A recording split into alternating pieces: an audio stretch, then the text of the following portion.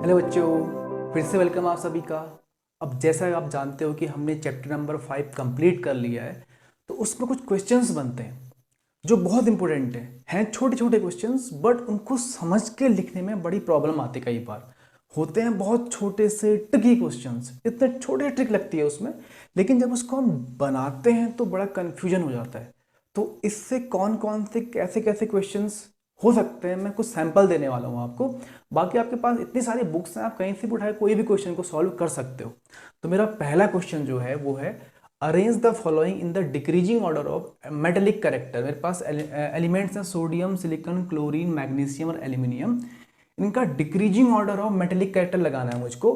तो सबसे पहले इलेक्ट्रॉनिक कॉन्फ़िगरेशन का बड़ा रोल होने वाला है यहाँ पर, ठीक है। सबका हम इलेक्ट्रॉनिक कॉन्फ़िगरेशन लिख लेंगे। हम लिखेंगे पहले सोडियम का, दैट इज 281। फिर मैं लिखूंगा सिलिकॉन का, एटॉमिक नंबर इज 14। ये आपको याद होना बहुत ज़रूरी है, एटॉमिक नंबर प्लस उनका इलेक्ट्रॉनिक कॉन्फ़िगरेशन कैसे लिखते हैं। क्लोरीन 17 एटॉमिक नंबर, डिस्ट्रीब्यूट करोगे तो 287। मैग्नीशियम को एटॉमिक नंबर इज 12, तो 282। और लास्ट है एल्यूमिनियम, एटॉमिक नंबर इज 13, तो 283। तो इन सारे एलिमेंट्स को मैंने लगाना है increasing order of metallic, decreasing order of metallic character. यानी सबसे अच्छा मेटल कौन सा होगा, फिर कौन सा होगा, फिर कौन सा होगा, सबसे खराब मेटल कौन सा होगा। तो मेटेलिक कैरेक्टर क्या होता है, टेंडेंसी टू लूज इलेक्ट्रॉन। कौन कितनी जल्दी इलेक्ट्रॉन को लूज कर सकता है उसको हम बोलते हैं उसका मेटेलिक कैरेक्टर। जो जल्दी करेगा वो अच्छा मेटल, जो नहीं करेगा वो खराब मेटल, जो देर से करेगा थोड़ा सा अच्छा मेटल, ऐसा कुछ बोल सकते हैं। तो चेक करो, देखो सोडियम के लास्ट में 1 इलेक्ट्रॉन है, मैग्नीशियम के लास्ट में 2 इलेक्ट्रॉन है, एल्यूमिनियम के लास्ट में 3 इलेक्ट्रॉन्स हैं। ये तीन तो मेटल्स हैं और ये नॉन मेटल्स हैं। तो चेक करो सबसे जल्दी लूज कौन करेगा, डेफिनेटली सोडियम। इसके लास्ट में 1 ही इलेक्ट्रॉन है, इसको जल्दी लूज करना है तो बहुत आराम से इलेक्ट्रॉन निकल सकता है यहाँ से। तो इन सब के लास्ट इलेक्ट्रॉन देखो आप, नंबर ऑफ सेल्स अपने बराबर बराबर बराबर हैं। तो सोडियम के लास्ट में 1 ही इलेक्ट्रॉन है, तो सबसे जल्दी सोडियम लूज कर सकता है। तो बेस्ट मेटल कौन सा हो गया इसमें, सोडियम हो गया।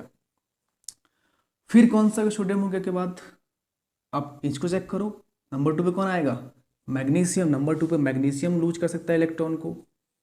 फिर कौन आएगा, देखो मैग्नीशियम भी हो गया, तो फिर कौन आएगा, एल्यूमिनियम। इसके लास्ट में 3 इलेक्ट्रॉन से ये भी लूज कर सकता है। अब बचता है मेरे पास सिलिकॉन और क्लोरीन, दोनों के दोनों हैं तो वैसे ये है नॉन मेटल, ये है मेटलॉइड, लेकिन हमने बताना है decreasing order of metallic character. तो जो कैरेक्टर पूछा है उसी के बेस पे चलेंगे। अब बताओ इन दोनों में अगर कोई लूज करना चाहे तो जल्दी कौन सा करेगा, डेफिनेटली ये। इसको 4 लूज करने, इसको 7 लूज करने, तो जल्दी लूज कौन करेगा, सिलिकॉन। और लास्ट में कौन आएगा, क्लोरीन। तो ये बन गया आपका decreasing order of metallic character. ऐसे ही कभी पूछ दे नॉन मेटेलिक कैरेक्टर, तो आप ऐसे ही क्वेश्चन बना सकते हो। तो आपने चेक करना है, उसने पूछा decreasing order of metallic character, तो पहले समझो कि what is metallic character. Tendency to lose electron is called metallic character, मैंने पूरा समझाया हुआ है। जहां हमने पीरियोडिक प्रॉपर्टीज ऑफ एलिमेंट पढ़ी थी उस लेक्चर में पूरा समझा रखा है उसको। तो आपको जहां आप समझ चुके हैं कि मेटेलिक कैरेक्टर क्या होता है, जो जितनी जल्दी लूज करता है उसको हम बोलते हैं अच्छा मेटल। तो सबसे पहले कौन लूज करेगा, सोडियम। 1 ही लूज करना है, तो सबसे अच्छा मेटल कौन होगा, सोडियम। उससे कम कौन होगा, मैग्नीशियम 2 लूज करेगा। एल्यूमिनियम 3 लूज करने में टाइम लगेगा। फिर सिलिकॉन क्लोरीन में इसको 4 लूज करने और इसको 7 लूज करने, तो 4 वाला पहले लूज कर सकता है और 7 वाला सबसे लास्ट में ना के बराबर लूज करेगा। तो ये बन गया इसका decreasing order of metallic character. तो पहला सैंपल ये हो गया। अब आते हैं दूसरे क्वेश्चन पे। तो क्वेश्चन नंबर 2 है, वो है arrange the following in the increasing order of atomic radii, मतलब size. Increasing order of size में लगाना है मुझे लिथियम, बेरिलियम, फ्लोरीन और नाइट्रोजन का सबसे सबसे छोटा साइज, फिर उससे बड़ा, फिर उससे बड़ा और फिर उससे बड़ा। तो इनमें साइज का अगर मुझे पता करना है, सबसे पहले अगेन क्या यूज करूंगा मैं, इलेक्ट्रॉनिक कॉन्फ़िगरेशन। तो लिथियम का एटॉमिक नंबर होता है 3, डिस्ट्रीब्यूट करो 2 1। फिर आता है बेरिलियम का एटॉमिक नंबर इज 4, डिस्ट्रीब्यूट करो 2 2। फिर आता है fluorine, atomic number is 9, distribute करो 2 और 7। फिर आता है nitrogen, atomic number is 7, distribute करो 2 5। देखो नंबर ऑफ सेल्स सब में बराबर बराबर है, इसके पास भी 2 सेल, इसके पास भी 2 सेल, इसके पास भी 2 सेल, इसके पास भी 2 सेल, मतलब कंडीशन कुछ ऐसी है, ये रहा न्यूक्लियस, ये पहला सेल और ये दूसरा सेल, सबके पास 2 2 सेल है, के और एल, के और एल।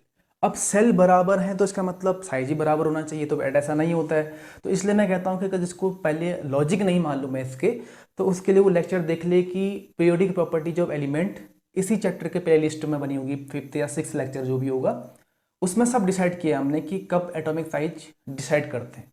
तो नंबर ऑफ सेल सब में बराबर बराबर है, 2 सेल इसके पास भी हैं, 2 सेल इसके पास भी, 2 इसके पास भी, 2 इसके पास भी। तो इस केस पर हम क्या करते हैं, हम चेक करते हैं न्यूक्लियर चार्ज। हम क्या चेक करते हैं, न्यूक्लियर चार्ज। न्यूक्लियर चार्ज यानी न्यूक्लियस में कितने प्रोटॉन्स हैं। एटॉमिक नंबर दिखाता है नंबर ऑफ प्रोटॉन्स, तो इसके पास 3 प्रोटॉन्स हैं, इसके पास 4 प्रोटॉन, तो +4 चार्ज हो गया। प्रोटॉन पे चार्ज क्या होता है, पॉजिटिव, इलेक्ट्रॉन में क्या होता है, नेगेटिव।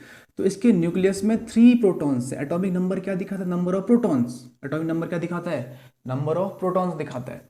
तो इसके लास्ट में इसके पास एटॉमिक नंबर 3 है, मतलब इसके पास 3 प्रोटॉन्स हैं, तो 3 प्रोटॉन पे +3 चार्ज, 4 प्रोटॉन्स पे +4 चार्ज, 9 प्रोटॉन्स पे +9 चार्ज, और 7 प्रोटॉन्स पे +7 चार्ज। तो इसका सिंपल सा फंडा है, अगर ग्रेटर द न्यूक्लियर चार्ज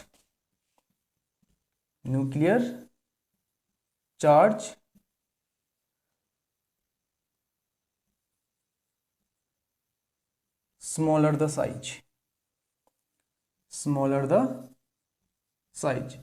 जिसका जितना ज्यादा न्यूक्लियर चार्ज होगा उसका साइज उतना छोटा होगा। क्यों, बिकॉज एक इसको चेक करता हूं, देखो +3 और +7 में इसके सेंटर में +3 चार्ज है, और दूसरे मेरे पास कुछ ऐसा ही है, न्यूक्लियस पहला सेल और ये दूसरा सेल, इसके न्यूक्लियस में कितना चार्ज है, मैं इन दोनों को ले रहा हूँ, किसको ले रहा हूँ, मैं ले रहा हूँ लिथियम को, और मैं ले रहा हूँ नाइट्रोजन को, ठीक है। इसके न्यूक्लियस में कितना चार्ज है, +7।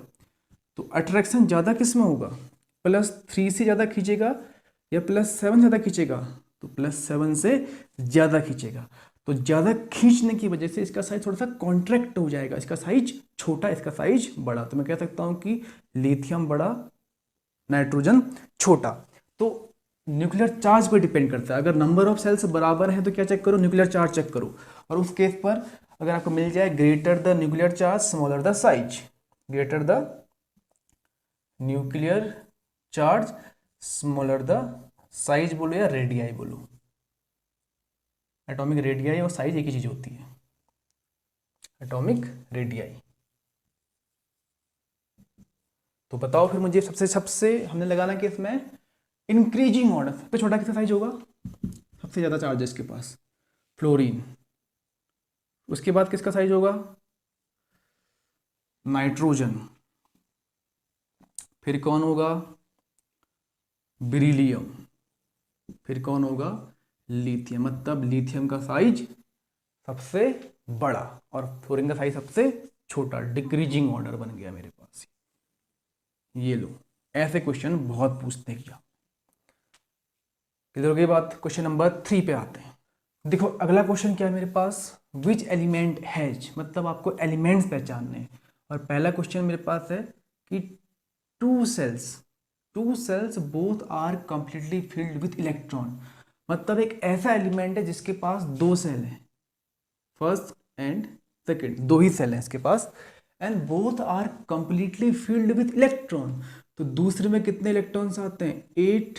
पहले में कितने आते होंगे, डेफिनेटली 2, तो 2, 8 कौन हो गया, ये नियोन। नियोन क्या तो होता है इलेक्ट्रॉन कॉन्फ़िगरेशन, ये 2 सेल हैं और दोनों के दोनों कंप्लीटली फिल्ड हैं, नियोन, बिल्कुल सही। दूसरा question, total 3 sales with 4 valence electrons, with 4 electron in valence shell. मतलब मेरे पास एक ऐसा एलिमेंट है जिसके पास टोटल 3 सेल्स हैं, मतलब 3 सेल बोले तो 1 2 3, 3 सेल है, and 4 electrons in valence shell. मतलब सबसे बाहर वाला सेल है उसमें कितने इलेक्ट्रॉन्स हैं, 4। तो पहले में कितने होते होंगे, 8। उससे पहले में कितने होते होंगे, 2। कौन होता है 2 8 4 14, मतलब सिलिकॉन। सिलिकॉन एक ऐसा एलिमेंट है जिसका आउटर मोस्ट सेल में 4 इलेक्ट्रॉन और 3 सेल होते हैं, 3 सेल्स 4 वैलेंट इलेक्ट्रॉन्स। बहुत सिंपल था। तीसरा क्वेश्चन है twice as many electron in its second shell as in the first shell. एक ऐसा एलिमेंट है जिसके फर्स्ट सेल में जितने इलेक्ट्रॉन्स हैं उसके डबल दूसरे सेल में है। कौन होगा? फर्स्ट सेल में मैक्सिमम कितने आ सकते हैं? 2 ही तो आ सकते हैं, 3 तो लिखोगे नहीं यहाँ पर आप। फर्स्ट में कितने आ सकते हैं? बोला कि twice as many electrons in its valence shell in its second shell as in the first shell. First shell में जितने इलेक्ट्रॉन्स हैं उसके डबल सेकेंड सेल में है। तो फर्स्ट में मैक्सिमम कितने आ सकते हैं? 2 ही तो आ सकते हैं। तो 2 का डबल कितना हो गया? 4। तो डेफिनेटली 4 किस में होते होंगे? सेकेंड में होते होंगे। कौन हो गया? 4 + 2 6, कार्बन। ये कौन हो गया? कार्बन। और लास्ट है मेरे पास the electronic configuration is 2a2। 2a2 किसका इलेक्ट्रॉनिक कॉन्फ़िगरेशन होता है? मैग्नीशियम का। मैग्नीशियम का एटॉमिक नंबर कितना होता है? 12, दैट इज मैग्नीशियम। तो एक टाइप का क्वेश्चन मेरे पास ये बन गया। बट आपको मेन ये मोटिव मेरा कि आपको समझ में आएगी क्वेश्चंस एग्जाम में कैसे पूछे जा सकते हैं। ऐसे ही तो क्वेश्चन इस चैप्टर से पूछे जाते हैं। मैक्सिमम क्वेश्चन ऐसे ही पूछे जाते हैं, घुमा घुमा के। बताओ कौन सा एलिमेंट, कौन सा मेटल, कौन सा नॉन मेटल। ये तो 2 क्वेश्चन मेरे पास। अगला क्वेश्चन ये भी कंप्लीट हो गया। अब आते हैं नेक्स्ट क्वेश्चन पे। तो अगला क्वेश्चन जो मेरे पास है वो है an element is placed in second group and third period. जो आपके पास टेबल है उसको सेकेंड ग्रुप और थर्ड पीरियड में रखा गया है। तो पहला क्वेश्चन है मेरा, पूछ रहा है वो identify the element and right it's electronic configuration. बना सकते हो क्वेश्चन? बहुत सिंपल। देखो उसका पीरियड थर्ड है। पीरियड थर्ड मतलब मैंने पिछले लेक्चर में बताया था कि पीरियड पता कैसे पता करते हैं? जिसके पास जितने सेल होते हैं वही इसका पीरियड भी होता है। मतलब इसके पास 3 सेल होंगे। तो ये रहा 1, पहला सेल मान लो इसको, फिलहाल ब्लैंक के मान रहा हूँ, ठीक है। ये पहला सेल, दूसरा सेल और तीसरा सेल। तो ये पीरियड के हिसाब से मैंने बना दिया। और सेकेंड ग्रुप, ग्रुप नंबर 2 है। जिसका ग्रुप 2 होता है उसके वैलेंस सेल में 2 इलेक्ट्रॉन होते हैं। इसका पिछला लेक्चर फिर से। तो मतलब कुल मिला के यहाँ पर ये बात आ रही है कि अगर आप बेसिक्स नहीं सीखोगे ना, जो हमने लेक्चर्स पढ़े हुए हैं, जो हमने थ्योरी पढ़ी हुई है, बिना उसके आप क्वेश्चन सॉल्व नहीं कर सकते हो। तो जिसके लास्ट सेल पे 2 इलेक्ट्रॉन आते हैं उसका ग्रुप भी 2 ही होता है। जिसके लास्ट में 1 इलेक्ट्रॉन आता है उसका ग्रुप भी 1 ही होता है। तो इसके ये सेकेंड ग्रुप का एलिमेंट है, तो इट मीन्स इसके लास्ट में 2 इलेक्ट्रॉन है। अगर लास्ट में 2 इलेक्ट्रॉन तो उससे पहले वाले में कितने होते हैं? 8। उससे पहले फर्स्ट में कितने होते हैं? 2। तो बताओ कौन हो गया? 2 8 2 किसका इलेक्ट्रॉनिक कॉन्फ़िगरेशन होता है? मैग्नीशियम का। तो मैंने एलिमेंट पहचान लिया, that is 2 8 2, that is magnesium. दूसरा, write a balance chemical equation when it burn in air. यानी जब मैग्नीशियम को बर्न करोगे एयर में तो क्या बनेगा? ये रहा मैग्नीशियम, एयर मतलब oxygen. whenever a metal react with oxygen it will form metal oxide। तो बनेगा magnesium oxide and the formula of magnesium oxide is MgO। Magnesium oxide because valency of magnesium 2, oxygen 2, same valency cancel out हो जाएंगी तो क्या हो जाएगा? MgO इसका formula बनेगा। बैलेंस करना है तो यहाँ पे 2 है, यहाँ पर एक ऑक्सीजन, तो इसको 2 कर दो, तो मैग्नीशियम भी 2 हो गए, तो यहाँ भी 2 कर दो। दूसरा क्वेश्चन हो गया। तीसरा question, draw the electron dot structure for the formation of this oxide. यानी जब ये ऑक्साइड बनता है तो इसको इलेक्ट्रॉन डॉट के थ्रू दिखाओ बोल रहा है। तो इसमें एक मेटल है, दूसरा नॉन मेटल है। जब मेटल नॉन मेटल आपस में कंबाइन करते हैं तो बनाते हैं आयोनिक बॉन्ड। एक लूज करता है, एक गेन करता है। Tendency of metal is lose gain electron and non metal is metal lose करता है इलेक्ट्रॉन्स को और नॉन मेटल इलेक्ट्रॉन को गेन करता है। जहां पर लूज गेन वाली कंडीशन आती है वहां पर बनता है आयोनिक बॉन्ड। तो सबसे पहले हम देखेंगे इनका इलेक्ट्रॉनिक कॉन्फ़िगरेशन। Mg का क्या होता है? 2 8 2। O का क्या होता है? 2 and 6 12 8। ये 2 इलेक्ट्रॉन इसके आउटर मोस्ट सेल में है, इसके आउटर मोस्ट सेल में 6 इलेक्ट्रॉन्स हैं। तो ये रहा मेरे पास मैग्नीशियम, इसके पास 2 इलेक्ट्रॉन्स हैं आउटर मोस्ट सेल में, इलेक्ट्रॉन डॉट में दिखाते हैं ना क्रॉस डॉट से, तो ये रहा। दूसरा मेरे पास है, इसको हम डॉट से दिखाते हैं, ठीक है, डॉट क्रॉस तुम्हारी मर्जी कुछ भी दिखाओ, 1 इलेक्ट्रॉन 2 इलेक्ट्रॉन, ये रहा ऑक्सीजन, इसके लास्ट में कितने हैं 6 इलेक्ट्रॉन्स हैं, 1 2 3 4 5 6। ये देखो मैग्नीशियम के लास्ट में 2 इलेक्ट्रॉन है, इसको ऑक्टेट पूरा करना है, कितने चाहिए 6 और चाहिए, तो 6 तो कोई देने वाला है नहीं, इसको लास्ट में 6 इलेक्ट्रॉन्स हैं, 2 और चाहिए अपना ऑक्टेट पूरा करने के लिए, मतलब आउटर मोस्ट में 8 पूरा करने के लिए, तो क्यों ना ये इसको 2 इलेक्ट्रॉन दे दे। अगर ये इसको 2 इलेक्ट्रॉन दे देगा तो इसके पास कितने हो जाएंगे 6 + 2 8, इसका आउटर मोस्ट सेल कंप्लीट हो गया, और इसने लूज किया तो इसका आउटर मोस्ट भी सेल कंप्लीट हो गया। तो एक ने लूज किया इलेक्ट्रॉन को, 2 इलेक्ट्रॉन इसको दिए और दूसरे ने गेन किए, तो लूज गेन जहां पर होता है वो क्या हो जाता है आयनिक बॉन्ड। समझ में आ गया ना बात, इसके लास्ट में 2 इलेक्ट्रॉन इसने इसको दे दिए, अब जब इसने 2 इलेक्ट्रॉन इसको दे दिए तो इसके लास्ट में कितने हो गए 8, ऑक्टेट पूरा हो गया, इसने गेन किया तो इसका भी ऑक्टेट पूरा हो गया, तो इसने इसको 2 इलेक्ट्रॉन दे दिए। लेकिन जब कोई इलेक्ट्रॉन को लूज करता है तो उस पर क्या जाता है पॉजिटिव चार्ज, अगर ये 2 इलेक्ट्रॉन को लूज कर दे तो इसके पास 2 नेगेटिव चार्ज कम हो गए, इलेक्ट्रॉन पे चार्ज क्या होता है नेगेटिव, तो 2 नेगेटिव चार्ज कम हो गया मतलब 2 पॉजिटिव चार्ज बढ़ गया। तो जब कोई इलेक्ट्रॉन लूज करता है तो उस पर आता है पॉजिटिव चार्ज, कितना पॉजिटिव जितना उसने लूज किया, इस पर आ गया 2 पॉजिटिव। ऑक्सीजन के पास अपने 6 इलेक्ट्रॉन थे 1 2 3 4 5 6, लेकिन ऑक्टेट पूरा करने के चक्कर में इसने 2 इलेक्ट्रॉन यहाँ से गेन कर लिए, 2 इलेक्ट्रॉन बढ़ गए, ये 2 इलेक्ट्रॉन जो इसने दिए, किसने दिए 2 इलेक्ट्रॉन इसको मैग्नीशियम में दिए, तो 2 इलेक्ट्रॉन बढ़ गए तो इसके पास चार्ज क्या गया 2 नेगेटिव, 2 नेगेटिव। एक पॉजिटिव चार्ज वाला स्पीसीज, एक नेगेटिव चार्ज वाली स्पीसीज, दोनों के बीच में क्या बन गया एक इंटरेक्शन, और लास्ट में क्या बना लिया उन्होंने MgO, जिसको हम लास्ट में MgO लिखते हैं। कौन सा बॉन्ड हुआ ये आयोनिक बॉन्ड, ये कौन सा बॉन्ड हुआ आयोनिक बॉन्ड, 2 आयंस के बीच में बनने वाला बॉन्ड आयोनिक बॉन्ड, और जो कंपाउंड बना यहाँ पर वो बना MgO, उसे हम बोलेंगे इट इज आयोनिक कंपाउंड। कौन सा कंपाउंड बना है आयोनिक कंपाउंड। तो ये देखो हमारे पास इतना कितना इंटरेस्टिंग क्वेश्चन था ये, इसमें आपके सारे लॉजिक यूज हो गए। ये लॉजिक हमने पढ़ा था मेटल्स और नॉन मेटल्स में, इसके बारे में वहीं पढ़ा था हमने, लेकिन इसका यूज यहाँ पर हो गया बिकॉज ऑफ दिस। तो ये क्वेश्चन भी हमारा हो जाता है पूरा। एक क्वेश्चन और करते हैं इस पे हम, तो आज का लास्ट क्वेश्चन करते हैं हम। क्वेश्चन है कि an element X atomic number 17 react with an element Y atomic number 20। एक एलिमेंट X है, एक एलिमेंट Y है, एक एलिमेंट है X, ठीक है, एक एलिमेंट मेरे पास है X,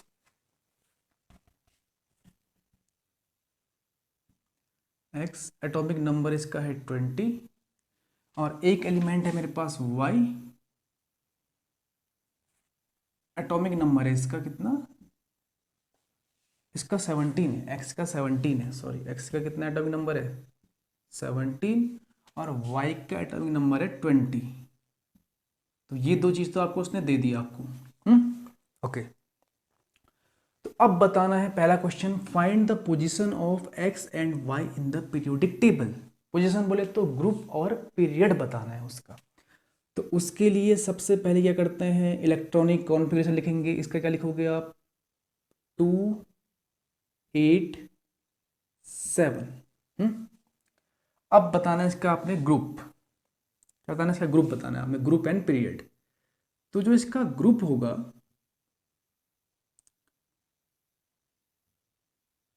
और जो इसका पीरियड होगा वो कैसे पता करते हैं आपको मालूम है, राइट आपको पता है ये कैसे निकालते हैं, आपको मालूम है। तो पीरियड पता करने के लिए क्या करना होता है, हमें नंबर ऑफ सेल काउंट करने पड़ते हैं। इसके पास 1 2 3 3 सेल हैं, तो इसका पीरियड क्या हो गया 3rd। ग्रुप निकालने के लिए हमें आउटर मोस्ट सेल के इलेक्ट्रॉन चेक करने पड़ते हैं। अगर आउटर मोस्ट में 1 या 2 इलेक्ट्रॉन है तो वही इसका ग्रुप होता है। अगर 2 से ज़्यादा है तो उसमें हम 10 ऐड करते हैं, तो 2 से ज़्यादा है ना, तो हम इसमें 10 ऐड करेंगे, कितना हो गया 17, तो ग्रुप इज 17। दूसरा मेरे पास है y एटॉमिक नंबर है 20, डिस्ट्रीब्यूट करोगे तो 2882। तो इसका अगर आपसे पूछे कोई पीरियड निकालो और साथ में निकालो इसका ग्रुप, तो आई थिंक अब आप बता लोगे। पहले निकालते हैं पीरियड, कितने सेल हैं 1 2 3 4, तो पीरियड इज 4। ग्रुप के लिए क्या चेक करना होता है, आउटर मोस्ट इलेक्ट्रॉन्स को, इसके लास्ट में 2 इलेक्ट्रॉन, इसके लास्ट में 2 इलेक्ट्रॉन होते हैं, वही उसका ग्रुप भी होता है। तो ग्रुप क्या हो गया इसका 2। तो पहला क्वेश्चन तो हमारा हो गया कि एक्स की पोजीशन ये ग्रुप 17 और पीरियड 3 में है, वाई की पोजीशन ये पीरियड 4 और ग्रुप 2 में है। बात हो गई क्लियर। तो अब बड़ा लिख देता हूँ इसको जिसका आपको साफ साफ दिख जाए। मेरे पास y है, एटॉमिक नंबर इसका 20 दिया गया है, डिस्ट्रीब्यूट किया तो 2882, ये लो। Question number 2, classify x and y as metal, non metal और मेटलॉइड। अब देखो x क्या है मेरे पास, इसका आंसर भी चेक कर लेते हैं। x क्या है मेरे पास, देखो जिसके लास्ट सेल पर 1 2 और 3 इलेक्ट्रॉन्स होते हैं वो होता है मेटल, जिसके मोर देन 4 होते हैं होता है नॉन मेटल। ये आप जान चुके हो। जो इलेक्ट्रॉन गेन करता है, इसके लास्ट में 7 इलेक्ट्रॉन गेन करेगा, तो x क्या हुआ नॉन मेटल। कई तरीके पता करने के, जिसके लास्ट सेल पर मोर देन 4 इलेक्ट्रॉन वो क्या होते हैं नॉन मेटल, जिसके लास्ट सेल पे 1 या 2 या 3 इलेक्ट्रॉन वो क्या होते हैं मेटल। या आप बोलो मेटल्स इलेक्ट्रॉन लूज करते हैं, non metals electron generally gain करते हैं, तो गेन करेगा। यस, वाई के लास्ट में 2 इलेक्ट्रॉन है, लूज करेगा, तो क्या हो गया ये इट इज मेटल। जो इलेक्ट्रॉन लूज करते हैं वो मेटल होता है। एक तरीका समझाने का ये है, या जिसके लास्ट में 1 2 और 3 इलेक्ट्रॉन्स होते हैं वो होता है मेटल। दूसरा भी हो गया। तीसरा आपने पता करना है, draw the electron dot structure of divalent halide. जो ये डाइवेलेंट हैलाइड बना रहा है YX2 टाइप का कंपाउंड क्यों बना रहा होगा, देखो ध्यान से। इसमें एक तो मेरे पास है y atomic number is 20, distribute करोगे तो 2882। दूसरा मेरे पास है x atomic number is 17, distribute करोगे 287। अब देखो ध्यान से, ये लास्ट में 2 इलेक्ट्रॉन हैं, इसको अपना ऑक्टेट पूरा करना है तो 6 इलेक्ट्रॉन चाहिए। 6 कोई देगा नहीं, तो अगर ये 2 इलेक्ट्रॉन को लूज कर दे अपना, तो लास्ट में कितने हो जाएंगे 8 इलेक्ट्रॉन हो जाएंगे।